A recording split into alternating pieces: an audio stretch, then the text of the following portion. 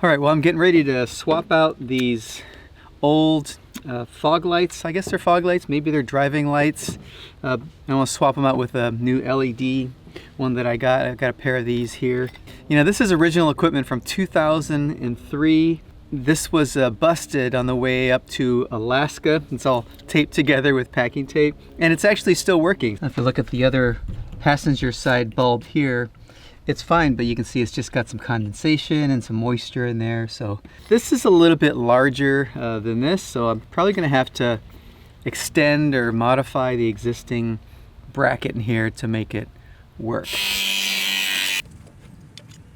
Oops. That's one way to do it. Last year I put in these new headlights. They just look much nicer. The other ones were getting fogged up, and you know, they just looked old and dated and dingy. So these are nice. These are LEDs, but they still don't put out as much light as I would hope. So another modification that I made helps to turn nighttime into daytime. So I'll show that to you as well, and show you how that all works. But yeah, so we should have some new bright lights in here when we're all done.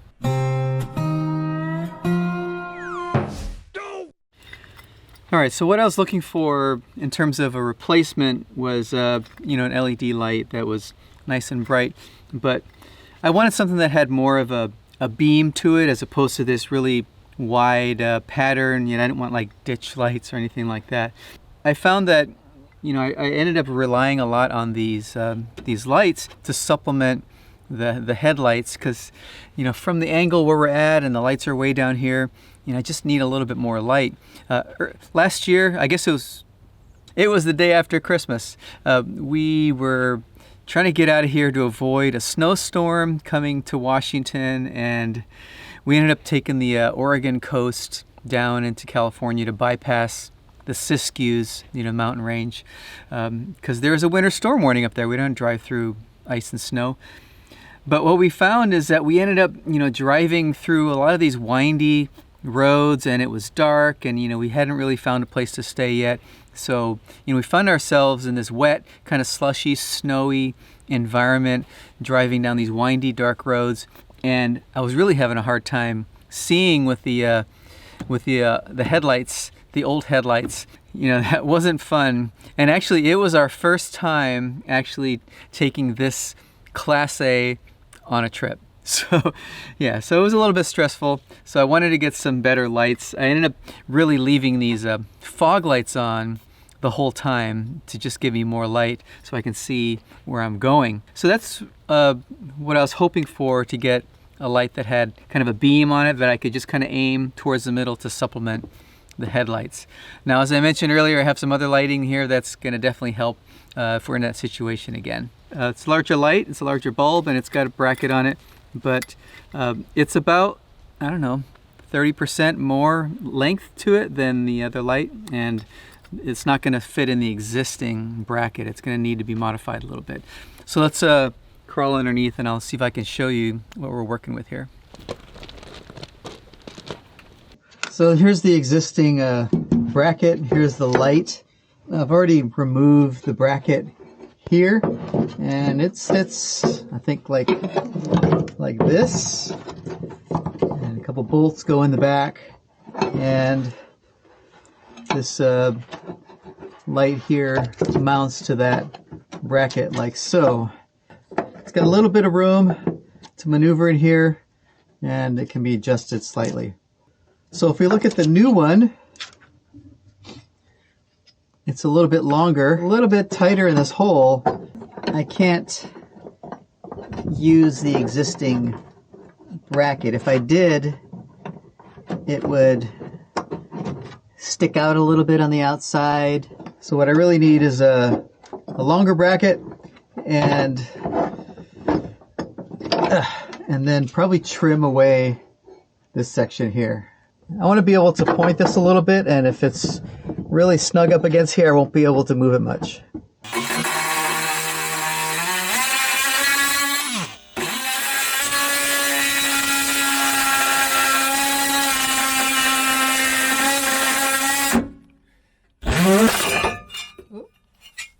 That's one way to do it. What is this Now I need to put some adhesive on here. What's holding it? Okay. Well, in the process of trying to cut this on the RV, it popped the whole bracket right off. But at least it makes it easier to kind of notch out this opening a little bit.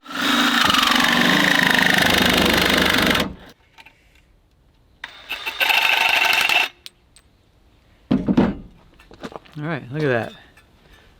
Much better, nice and rounded. And that should fit in there nicely now, as soon as I can get it back on the RV.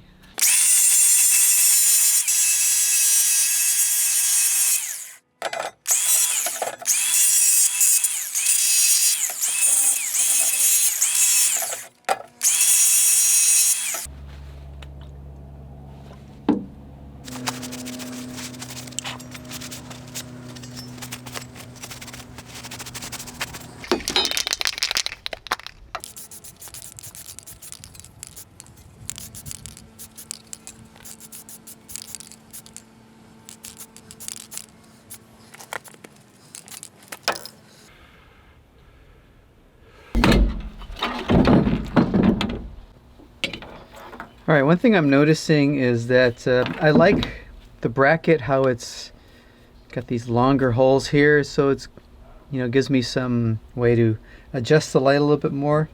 So what I think I'm going to do is instead of making a whole new bracket that's longer, I'm just going to go ahead and use this one.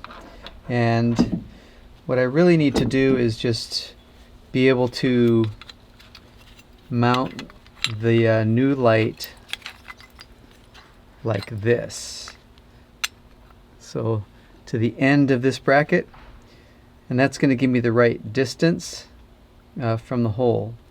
So, you know, instead of making a new bracket, what I'll probably do is just kind of keep this bracket, keep it there, and then I'll put another piece of metal on top of it to kind of extend the existing bracket. And then I can just bolt through it, and that should work. Then this will actually be mounted to this piece here.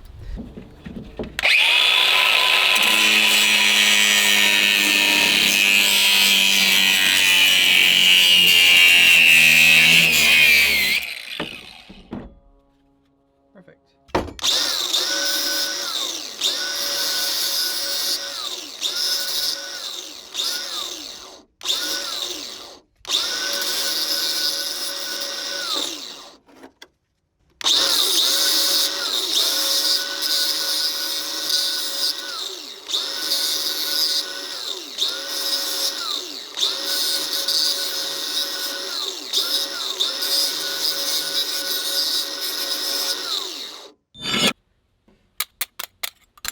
Make some holes,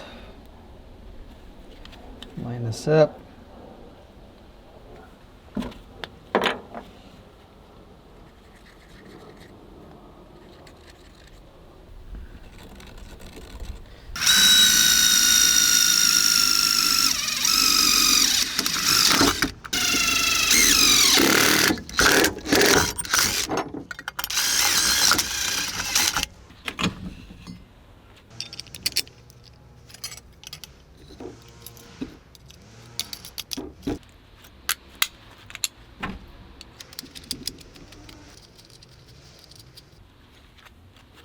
All right.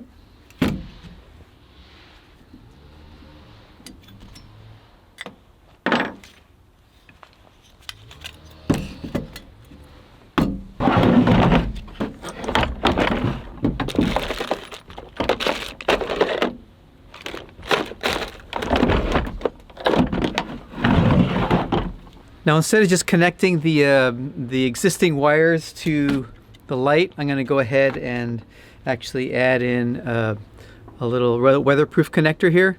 I like to use these because then it's easy to just disconnect them and remove them without having to cut the wire. So just going to wire up positive and negative on one side to positive and negative on the other side. Easy peasy. lemon squeezy.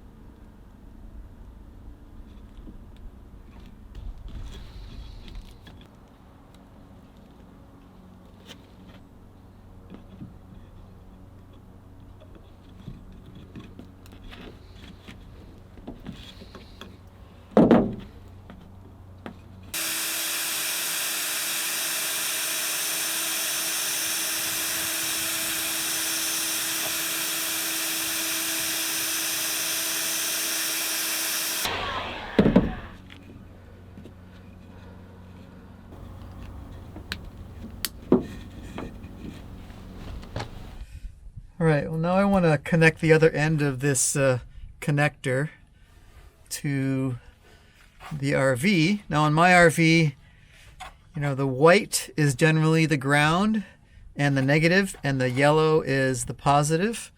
But one way to test this without having to fire up your RV is get your meter. I'm going to set it to ohms or continuity and do a resistance check.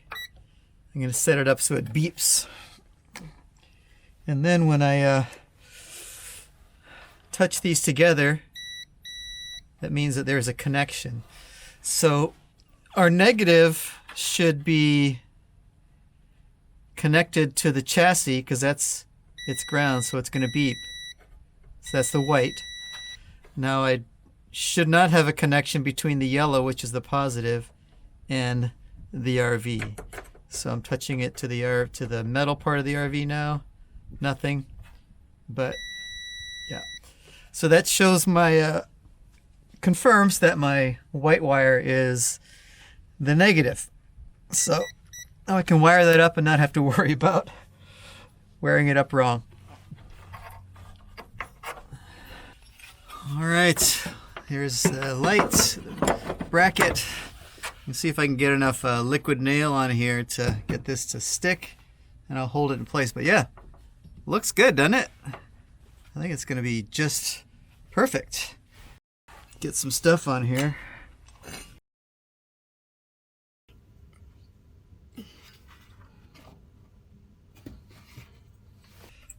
Zip tie through here, and then kind of brace it from the front. See if we can get this to work. There it is. Piece of wood there, zip tie around it, pressing it against the fiberglass there. I think that's going to hold it. I'll just leave it there for a while and wait for that to cure. And then I'll release it. But longer the better. Yeah, it's going to work out good.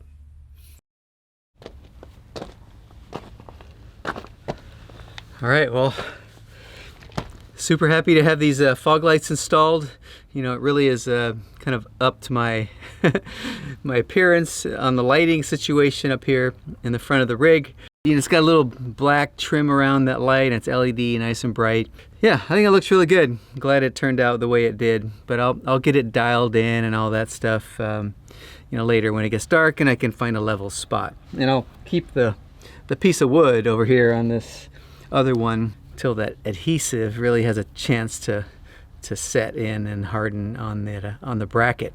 You know, I mentioned earlier that I also have this little extra kind of secret lighting set up here on the front. And have you seen it yet? Can you tell? Because it's in the frame. It's in the video. It's right here. It's a little LED light bar that I got, and it's kind of secretly mounted here in the grill. I had to take out a little support bracket, and it didn't really need it, but it was a little piece that was hanging down here. I cut it out so I could tuck this light bar back in here, and I can fire it up when I really need to just light up the place, and it works really well. I had the exact same light bar on the Class C, and you know, I wanted to get another one and mount it on this one because it really came in handy in many times when we're on back roads and you just need to light up the place, and it just kind of turns nighttime into daytime and allows you to see a lot more, especially like on the sides of the roads and stuff.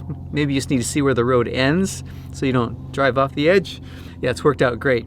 Now I'm certainly not going to fire it up when there's oncoming traffic because it's pretty bright when I turn it on, and I don't want anybody to be blinded by the, oh, it reminds me of that song, that Manfred Mann song. It's like, blinded by the light. It's one of those songs where you're probably getting the words wrong your entire life until you realize, what is he saying? It's like, revved up like a douche, and it's like, what's a douchen? I always thought it said douchen, but I actually looked it up once. It's like, revved up like a deuce, I guess engine, another runner in the night. So there you go. If you didn't get anything else out of this video, at least you got that. So you didn't think you were going to learn anything, did you? But I hope you like this project. Let me know what you think in the comments, and I'll catch you on the next one. Still a lot to do, so right now I have to get inside because it's cold out here. Take it easy.